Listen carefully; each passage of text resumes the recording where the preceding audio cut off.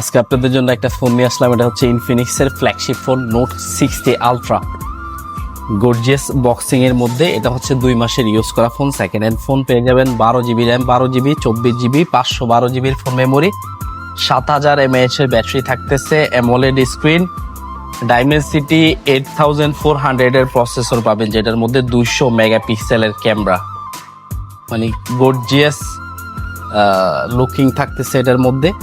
এটা 2 মাসের ইউজ করা ফোন। নতুন ফোনের দাম হচ্ছে 3000 রিঙ্গিত। এটা পেয়ে যাবেন মাত্র 1799 রিঙ্গিতে। আপনাদের যে কোনো ফোন দিয়েও চাইলে এক্সচেঞ্জ করে নিতে পারবেন আমাদের থেকে।